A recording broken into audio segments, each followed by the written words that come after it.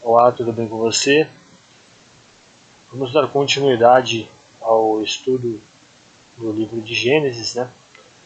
Só antes de continuarmos ao estudo, eu peço para que você se inscreva no canal, ative o sininho, dê joinha, compartilhe com os amigos, tá certo? De repente é interessante até compartilhar com quem tem interesse no assunto, tá certo? É isso aí, um forte abraço, vamos ao estudo. Olá, tudo bem com você? Bom, hoje mais um estudo, hoje para falar a respeito do quinto dia da criação. Lembrando que nós estamos estudando o primeiro capítulo do livro de Gênesis, né? No caso faz referência a todo o início, né? O início de absolutamente tudo que existiu e que existe até hoje. Vamos lá, o quinto dia, eu vou deixar aqui para vocês os versículos. Os versículos que fazem referência a esse dia são do capítulo 20, do versículo 20 até o 23. Um estudo um pouquinho mais curto, né, comparado aos primeiros. Vamos lá, e disse Deus: produzam as águas répteis de alma vivente e aves que voem sobre a terra, no firmamento dos céus. E criou Deus as grandes criaturas marinhas e toda a coisa viva que anda arrastando, que as águas produziram segundo sua espécie, e toda ave de asas segundo sua espécie, e viu Deus que era bom. E Deus os abençoou, dizendo: frutificai e multiplicai, e enchei as águas nos mares, e as aves se multipliquem na terra. Bom, existem uma série de interpretações, principalmente no versículo 20, quando o versículo ele cita que produzam as águas répteis de alma vivente e aves que voem sobre a terra. No caso, tá? Aves que voem seria, no caso, as criaturas que voam.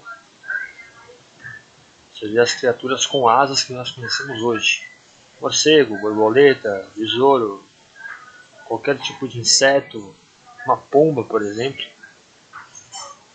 Ele entra, no caso, nesse contexto do versículo 20. Tá? No caso, o Champlin,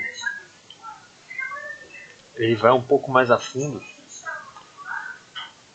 e diz mais ou menos o seguinte, tá? Que por experiência própria e até por instinto, o quanto o homem pode depender da água, certo? Que o homem ele necessariamente depende da água, tá? Aí que as águas enxameiem com enxames. Esse é o sentido que o Champlin ele coloca, tá certo? Nesse versículo. No caso, uma expressão que faz referência à abundância nas formas de vida que, no caso, Deus pode criar, certo? Analisando friamente o próprio comentário do Moisés, né, o Champion ele analisa, lembrando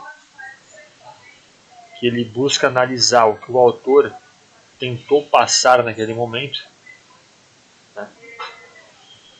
É como se o próprio Moisés ele acreditasse que a própria água fosse a fonte da vida.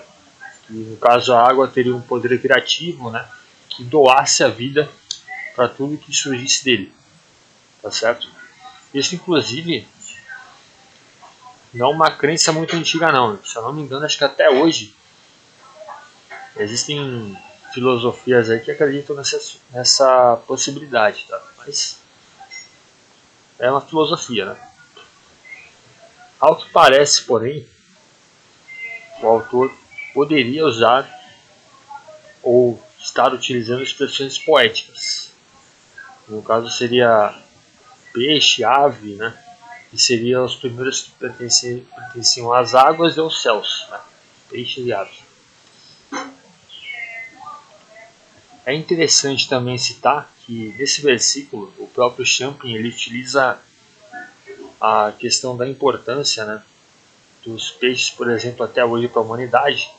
Pessoas, no caso trabalhadores, né, pessoas principalmente que vivem em feira aí, na sua cidade deve ter uma feira, alguma coisa, uma peixaria, né, e as pessoas até hoje vivem dessa questão, por causa de viver dos peixes.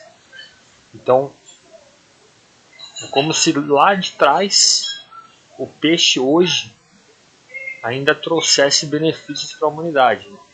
Além no caso da própria vida dos peixes, né, ainda traz benefícios para o homem. O homem pode sobreviver nessa questão das vendas dos peixes. Uma coisa interessante de se pensar.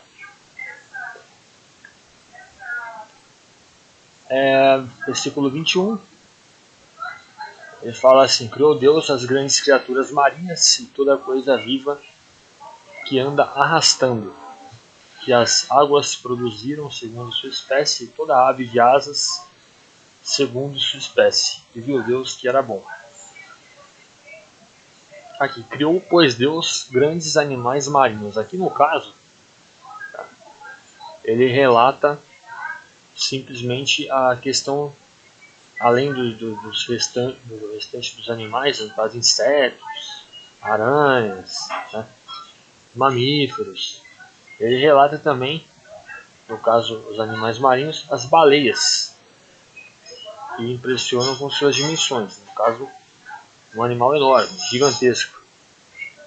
Outros tipos de animais ele mencionou por meio de grandes generalizações. Repete, segundo as suas espécies.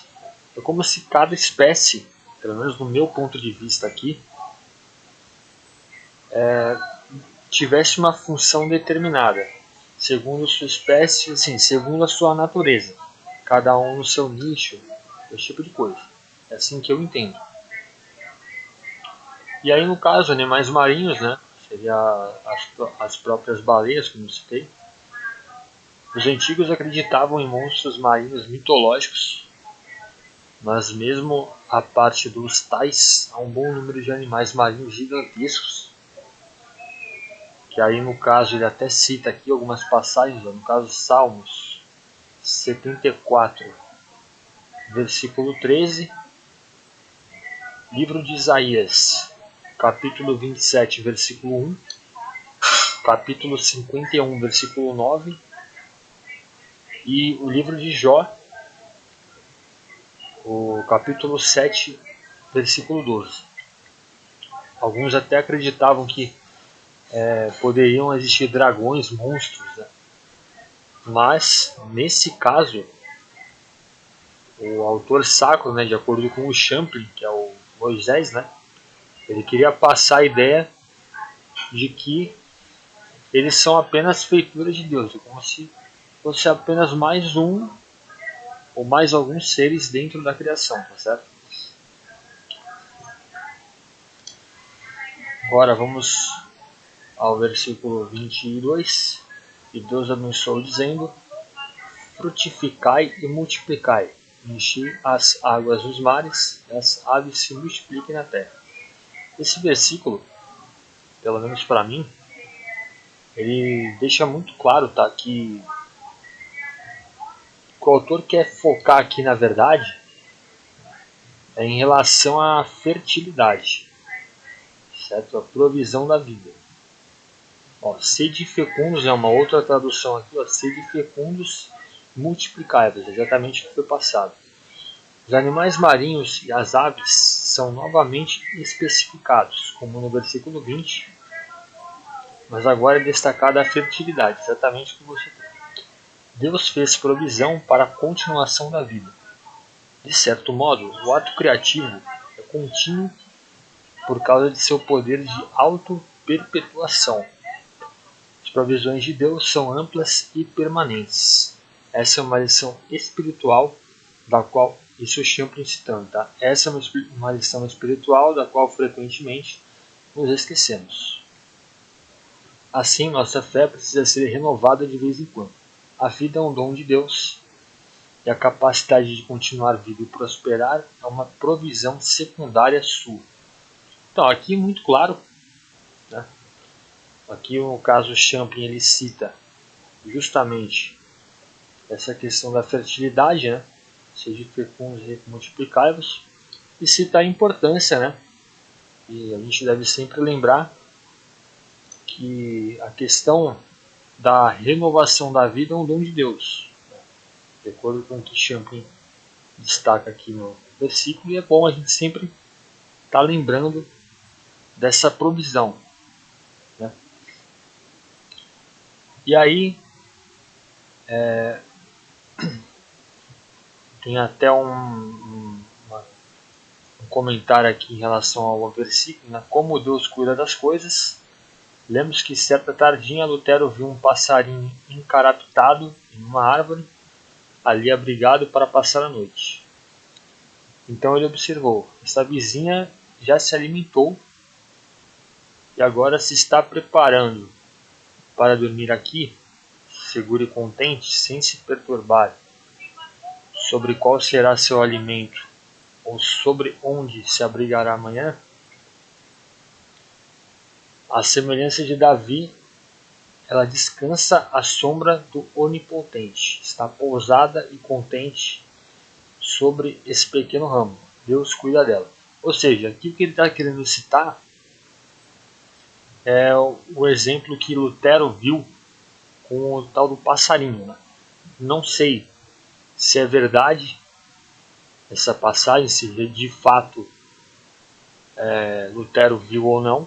Eu até acredito que tenha visto, né? Não tem por que ele ter inventado essa coisa, ou de repente, né, em último caso, pode ter sido uma metáfora para tentar passar uma mensagem. Lutero viu o passarinho e ali ele viu que o passarinho estava na dele ali, sem se preocupar com absolutamente nada. Ele ia descansar e como se no pensamento do passarinho, entre aspas, né, ele, Deus cuida de mim, eu vou dormir aqui no canto e eu estou protegido. É bem interessante essa passagem, né? E para fechar, houve tarde de manhã, o quinto dia. E aqui, né, simplesmente mais uma vez repete, né, como nos outros dias, a passagem do dia, né? Ver o comentário sobre essa expressão no versículo 5, que aí no caso cita a questão das horas, né, como foi citado lá atrás e tudo, né? A hora que eles acreditavam que começava o dia, que terminava, esse tipo de coisa. Bom, galera, e é isso que eu tenho para falar, para passar para vocês. Esse é o vídeo referente ao quinto dia, bem curtinho, tá certo? 13 minutos aí de vídeo, bem tranquilo. E no próximo capítulo nós veremos o sexto dia, um pouquinho maior, tá? O sexto dia, que será do versículo 24 ao 31, uma passagem um pouquinho mais extensa, mas que certamente aí terá grandes lições, né, para a gente refletir alguma coisa, tentar aprender algo novo, certo? E é isso aí. Espero que vocês tenham gostado do estudo de hoje. Deixem nos comentários aí o seu ponto de vista, se vocês quiserem, claro. Deem like, joinha, curtir, tá certo? Ajuda bastante o canal. Me ajuda também, né, para divulgar o canal, para ajudar o canal a crescer, né? E é isso aí, galera. Um forte abraço, até a próxima. Tchau, pessoal, até o próximo estudo.